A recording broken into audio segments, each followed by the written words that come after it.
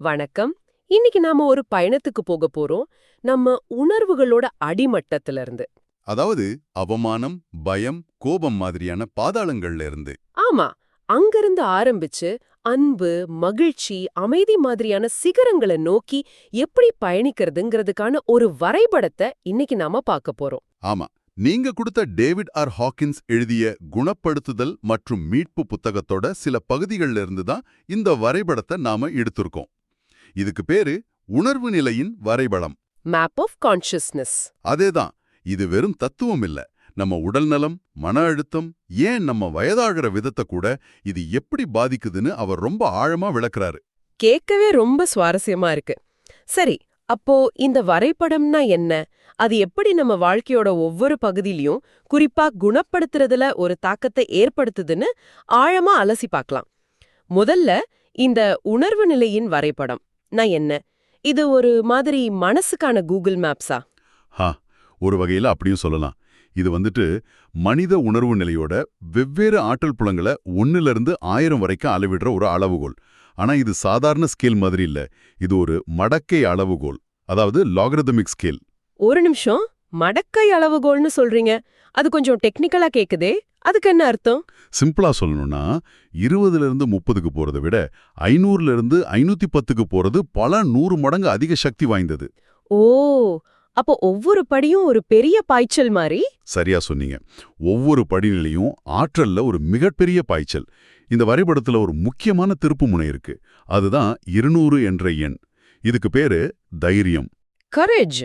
ஆமா, இதுதான் நேர்மறை ஆற்றலுக்கும் எதிர்மறை ஆற்றலுக்கும் நடுவுல இருக்கிற எல்லைக்கோடு. ரொம்ப ரொம்ப முக்கியமான புள்ளி. ஓகே, அந்த 200ன்ற கோடு ரொம்ப முக்கியமானதுன்னு புரியுது. அப்போ அந்த கோட்டுக்கு கீழே என்ன இருக்கு? அது ஏன் அவ்வளவு மோசமானதா பார்க்கப்படுது? 200க்கு கீழே இருக்கிறது எல்லாமே நம்ம வாழ்க்கையோட ஆற்றலை குறைக்கிற, பலவீனப்படுத்துற உணர்வு நிலைகள். உதாரணத்துக்கு, ஏகப்பட்ட நீச்ச 20ல அவமானம் இருக்கு, ஷேம். அதுக்கப்புறம் குற்றம், கில்ட் 30ல. அப்புறம் உதாசீனம், துக்கம், பயம், ஆசை, கோபம், கடைசியா பெருமை, பிரைடு 175ல இருக்கு. இந்த ஒவ்வொரு நிலையில இருக்கும்போதும் நம்ம உலகத்தை பார்க்கிற விதமே டோட்டலா மாறிடும். எப்படி? ஒரு உதாரணம் சொல்லுங்களேன். இப்போ துக்கத்துல இருக்கிறவங்களுக்கு உலகம் சோகமாவும் இழந்ததாவும் தெரியும். பயத்துல இருக்கிறவங்களுக்கு இந்த உலகமே ஆபத்து நிறைஞ்ச ஒரு இடமா தெரியும். எல்லாமே அச்சுறுத்தலா தெரியும். நீங்க சொன்ன லிஸ்ட்ல பெருமை இருக்கிறத பார்த்தேன். அது எனக்கு கொஞ்சம் ஆச்சரியமா இருக்கு.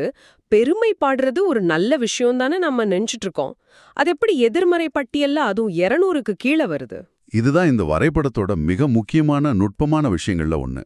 ஹாக்கின்ஸ் என்ன சொல்றாருன்னா, பெருமை 175ல இருக்கிறது ஒரு பலவீனமான நிலை.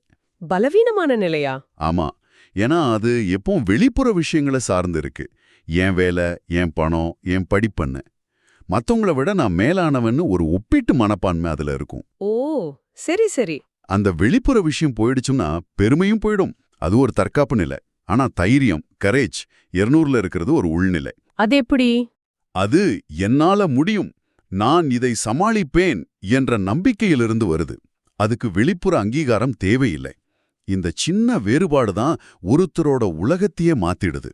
பெருமையிலிருந்து தைரியத்துக்கு நகர்வதுதான் அந்த எல்லைக்கோட்டை கடப்பதற்கான முதல் படி. வாவ், இது ரொம்ப ஆழமான விளக்கம். அப்போ இந்த கீழ்நிலைகள்ல இருப்பது ஒரு சிறையில இருப்பது போல இருக்கு. பயம், கோபம், பெருமை, இதுல இருந்து வெளியே வரதுக்கான முதல் கதவு தான் அந்த தைரியம். சரி, அந்த 200 என்ற எல்லைக்கோட்டை தாண்டும் போது என்னதான் நடக்குது? அதுக்கு மேல என்ன இருக்கு? அந்த 200 என்ற புள்ளியிலிருந்து நம்ம வாழ்க்கையை உறுதிப்படுத்துற, பலப்படுத்துற நேர்மறை புலன்கள் ஆரம்பிக்குது. தைரியத்துக்கு அப்புறம் நடுநிலை, நியூட்ராலிட்டி 250ல இருக்கு. நடுநிலைனா நல்லது கெட்டது ரெண்டையும் சமமா பாக்குறதா? கரெக்ட். அந்த பக்குவம். அப்புறம் விருப்பம், வில்லிங்னஸ் 310, ஏற்றுக்கொள்ளுதல், அக்செப்டன்ஸ் 350, பகுத்தறிவு, ரீசன் 400, அப்புறம் அன்பு 500ல, மகிழ்ச்சி 540ல, அமைதி 600ன்னு மேல போயிட்டே இருக்கும். இந்த ஒவ்வொரு நிலையும் உலகத்தை பார்க்கிற கண்ணோட்டத்தை மாத்தும். ஓகே. தைரியம் நிலையில இருக்கிறவங்க உலகத்தை சவால்கள் நிறைஞ்ச இடமா பார்ப்பாங்க. ஆனா அன்பு, அதாவது 500 நிலையில இருக்கிறவங்க வாழ்க்கைய ஒரு வெற்றி வின் வின் சூழ்நிலையா பார்ப்பாங்க. நான் ஜெயிச்சா உன்னையும் ஜெயிக்க வைப்பேன் என்ற மனநிலை அது. ஓகே, இந்த மனநிலை வரைபடம் நல்லா புரியுது. ஆனா ஒரு முக்கியமான கேள்வி, இது வெறும் மனசு சம்பந்தப்பட்ட விஷயம் தானே? இதுக்கும் நம்ம உடம்புல வர்ற நோய்களுக்கும் என்ன நேரடி சம்பந்தம்? இதுதான் இந்த புத்தகத்தோட மைய கருத்து. ஹாக்கின்ஸ் ஒரே வரியில சொல்றாரு, நாம் மனதில் எதை வைத்திருக்கிறோமோ அதற்குத்தான் உடல் ஆட்படுகிறது.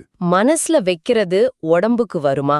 ஆமா, அதாவது உடல் அதோட ஆற்றல் நிலை 200, ஆனா மனம் உதாரணத்துக்கு பகுத்தறிவு நிலை 400.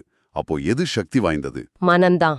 அதேதான், மனம் உடலை விட பல மடங்கு சக்தி வாய்ந்தது. அதனால நோய்கள் பெரும்பாலும் 200க்கு கீழுள்ள எதிர்மறை ஆற்றல் புலங்களோட உடல் ரீதியான வெளிப்பாடுதான்கிறார். நீடித்த கோபம், பயம், குற்ற உணர்ச்சி இதெல்லாம் உடல்ல ரசாயன மாற்றங்களை ஏற்படுத்தி நோய்களுக்கான வாசலை திறந்து வைக்குது. நம்ம எதிர்மறை உணர்வுகள் நோய்களா வெளிப்படுதுங்கிறது ஒரு பெரிய கருத்து. இதுக்கு ஆதாரமா ஆசிரியர் அவரோட சொந்த வாழ்க்கையில நடந்த அனுபவங்களை சொல்றாரு இல்லையா? அது இந்த கருத்துக்கு இன்னும் நம்பகத்தன்மையை கொடுக்குது. ஆமா, அதுதான் இந்த கருத்தை வெறும் தியரியா இல்லாம நடைமுறைக்கு சாத்தியமானதா மாத்துது. ஆசிரியர் தனக்கு பல வருஷமா இருந்த குணப்படுத்தவே முடியாதுன்னு சொன்ன நோய்களை பத்தி ஒரு பெரிய லிஸ்டே போடுறாரு. அப்படியா? என்னென்ன நோய்கள்? டியூடினல் அல்சர், டைவர்டிகுலிட்டிஸ், கீழ்வாதம் அதாவது கவுட், பலவிதமான ஒவ்வாமைகள்னு. இதுல கீழ்வாதம் பத்தின அவரோட கதை ரொம்ப பிரபலமானது. அது என்ன கதை? கொஞ்சம் சொல்லுங்களேன். ஒரு நாள் அவரோட பூனைக்காக ஈரல் மற்றும் சிறுநீரகத்தை சமைச்சிருக்காரு. ஆனா அந்த பூனை அதை சாப்பிடல. பொதுவான மருத்துவ நம்பிக்கையின்படி கீழ்வாதம் இருக்கிறவங்க இந்த மாதிரி உணவுகளை சாப்பிடவே கூடாது. சாப்பிட்டா உடனே வலி தாங்க முடியாம வந்துடும். ஆமா, யூரிக் ஆசிட் அதிகமாயிடுன்னு சொல்வாங்க. ஆனா அன்னைக்கு ஹாக்கின்ஸ் ஒரு முடிவெடுத்தார்.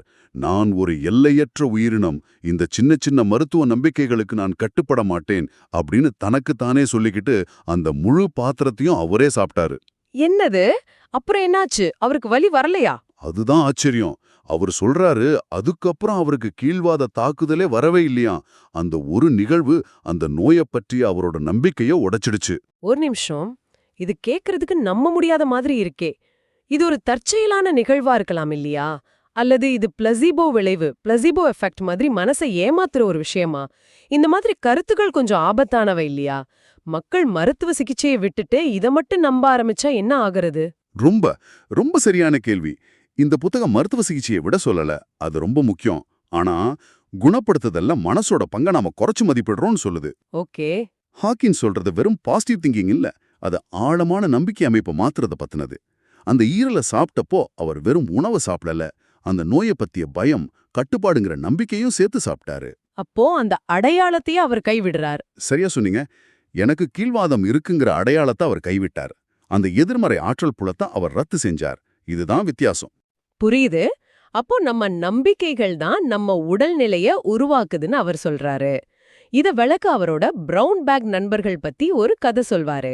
ஆமா, அவரோட சில நண்பர்கள் உடல்நலம் பத்தி பயங்கர பயத்துல வாழ்ந்தாங்களாம். அவங்க எப்பவும் சில குறிப்பிட்ட இயற்கை உணவுகளை மட்டும் ஒரு பிரவுன் பேக்கர் பேக்ல சுத்தி எடுத்துட்டு வருவாங்களாம். இதை தவிர வேற எதையும் சாப்பிட மாட்டாங்க. ரொம்ப கட்டுப்பாடா இருந்திருக்காங்க. ஆனா கடைசியில அவங்க எதை பத்தி பயந்தாங்களோ அந்த நோய்களாலேயே இறந்து போனாங்க.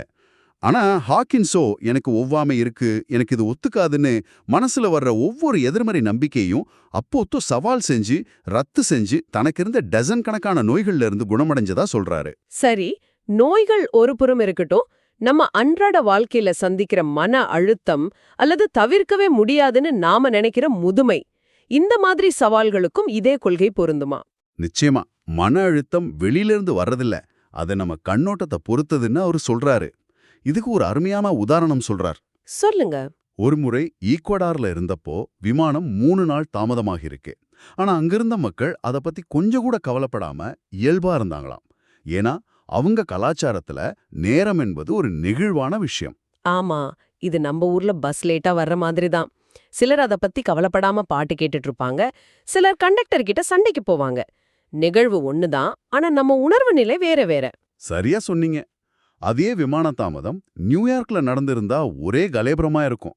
மக்கள் கோபப்பட்டு கத்தி இருப்பாங்க. நிகழ்வு ஒண்ணுதான், ஆனா அதை எதிர்கொள்ற நம்ம உணர்வு நிலைதான், அதாவது கோபமா இல்ல ஏற்றுக்கொள்ளுதலான அன்னோதுதான் அது மன அழுத்தமா மாறுதா இல்லையான்னு தீர்மானிக்குது. சரி, முதுமைய பத்தி என்ன சொல்றாரு? இதுவும் ஒரு நம்பிக்கை அமைப்பு தான் சொல்றது எனக்கு ரொம்ப ஆச்சரியமா இருக்கு. அப்படியானால் கேலண்டரை பார்த்து நமக்கு வயசாயிடுச்சு நாமளே முடிவு செஞ்சுக்கிறோமா? கிட்டத்தட்ட அப்படிதான். முதுமையும் நம்பிக்கைகள் மற்றும் சமூக நிரல்களின் ஒரு தொகுப்பு தான் அவர் சொல்றாரு. சமூக நிரல்களா? ஆமா. கேலண்டர்ல வருஷங்கள் போறதால நமக்கு வயசு ஆகுதுங்கிற எண்ணத்தை சவால் செய்ய அவர் ப்ரோஜேரியான்னு ஒரு அரிய மரபணு நிலையை குறிப்பிடுறாரு. புரோஜீரியா கேள்விப்பட்ட மாதிரி இருக்கு. இந்த நிலையால பாதிக்கப்பட்ட குழந்தைகள் 10 வயசுக்குள்ளேயே முதிர்ச்சி அடைஞ்சு இறந்து போயிடுறாங்க. இது கேலண்டர் வருடங்கள் தான் முதுமைக்கு நேரடி காரணம் இல்லைங்கிறத காட்டுது. நம்ம சமூகம் தான் 60 வயசானா நீங்க வயசானவங்க, உங்களுக்கு இந்த நோயெல்லாம் வரும், நீங்க இப்படிதான் இருக்கணும்னு ஒரு ப்ரோக்ராம் பண்ணி வச்சிருக்கு. அப்போ நம்ம மதிப்பீடு செய்யற விதமும் வயசாக வயசாக மாறுதுன்னு சொல்றாரு. அது என்ன? ஹேவிங்னஸ், டூயிங்னஸ், பீயிங்னஸ். அது கொஞ்சம் விளக்க முடியுமா? கண்டிப்பா. உணர்வு நிலையின் கீழ்நிலைகள்ல இருக்கிறவங்க, அதாவது 200க்கு கீழே இருக்கிறவங்க ஒருத்தரை ஹேவிங்னஸ் வச்சு மதிப்பிடுவாங்க. ஹேவிங்னஸ் அப்ரா? அதாவது ஒருத்தர்கிட்ட என்ன இருக்கு, எவ்வளோ பணம், என்ன கார், என்ன வீடு, இதை வச்சு தான் அவங்க மதிப்பு. நடுத்தர நிலைகள்ல இருக்கிறவங்க ஒருத்தரை டூயிங்னஸ் வச்சு மதிப்பிடுவாங்க. அவங்க என்ன செய்றாங்க, அவங்க வேலை என்ன, பதவி என்ன, இதுதான் உங்களுக்கு முக்கியம். ஓகே, அப்போ உயர்நிலைகள்ல எப்படி இருக்கும்? 500, அதாவது அன்பு நிலை மற்றும் அதுக்கு மேலே இருக்கிற உயர்நிலைகள்ல ஒருத்தரோட மதிப்பு பீயிங்னஸ பொறுத்தது. பீயிங்னஸ் அது அது நவக எனக்கவா இருங்கிறது தான் முக்கியம். அவங்களோட குணம், அவங்க வெளிப்படுத்துற கருணை, அவங்க கூட இருக்கும்போது நமக்கு கிடைக்கிற அமைதி, இதுதான் அவங்களோட உண்மையான மதிப்பு. அவங்க என்ன வச்சிருக்காங்க, என்ன செய்றாங்கங்கிறது முக்கியம் இல்லாம போயிடுது. ஒரு ஞானி மாதிரி. ஆமா, ஒரு ஞானி கிட்ட எதுவும் இல்லாம இருக்கலாம், அவர் எந்த வேலையும் செய்யாம இருக்கலாம். ஆனா அவரோட இருப்பே மதிப்பு வாய்ந்தது. அதுதான் உச்சக்கட்ட நிலைன்னு சொல்றாரு. அப்படியானால் இந்த ஆழமான அலசல்ல இருந்து நாம எடுத்துக்க வேண்டிய முக்கியமான செய்தி என்னன்னா, நம்ம கையில ஒரு சக்தி வாய்ந்த கருவி இருக்கு. அதுதான் நம்ம உணர்வு நிலையை உயர்த்துறது. ஆமா. அப்படி உயர்த்துறது மூலமா நம்ம யதார்த்தத்தையே நம்மால மாத்த முடியும். உடல் நலம், மன அழுத்தம், முதுமைன்னு எல்லாத்தையும் நாம பாக்குற விதத்தை மாத்துனா நம்ம அனுபவத்தையும் மாத்தலாம். ஆமா, இது அதிகாரத்தை மீண்டும் நம்ம கையில் எடுக்கிற மாதிரி, வெளியில நடக்கிற நிகழ்வுகளோட பாதிப்புக்கு ஆளாகி ஒரு பலிகடா மாதிரி இல்லாம நம்ம உள்நிலை தான் நம்ம அனுபவத்தை உருவாக்குதுன்னு புரிஞ்சுக்கிறது. நோயோ மன அழுத்தமோ அதை நாம எப்படி எதிர்கொள்கிறோம் என்பது நம்ம கையில தான் இருக்கு. கரெக்ட். பயம், கோபம் மாதிரியான கீழ்நிலைகள்ல இருந்து தைரியம், ஏற்றுக்கொள்ளுதல், அன்பு மாதிரியான உயர்நிலைகளுக்கு நகர்வது தான் உண்மையான குணப்படுத்துதலுக்கான வழின்னு இந்த புத்தகம் சொல்லுது. நீங்க சிந்திச்சு பார்க்கறதுக்காக ஒரு இறுதி எண்ணம். இந்த புத்தகம் நம்ம அனுபவத்தோட அடுக்குகளை பத்தி பேசுது. முதல்ல உடல், பாடி. அதுக்கு மேல உணர்வுகள், சென்சேஷன்ஸ். அதுக்கு மேல மனம், மைண்ட். அதுக்கு மேல உணர்வு நிலை, கான்ஷியஸ்னஸ். கடைசியா எல்லாத்துக்கும் ஆதாரமான விழிப்புணர்வு, அவேர்னஸ். சரி. நாம ரொம்ப உண்மையானது, திடமானதுன்னு நினைக்கிற நம்ம உடல் உண்மையில நம்ம அனுபவத்தோட மிக குறைந்த உண்மையான பகுதியா இருக்கக்கூடும்னா, அப்போ நம்மளோட உண்மையான அடையாளம் என்ன? சிந்தியுங்கள்.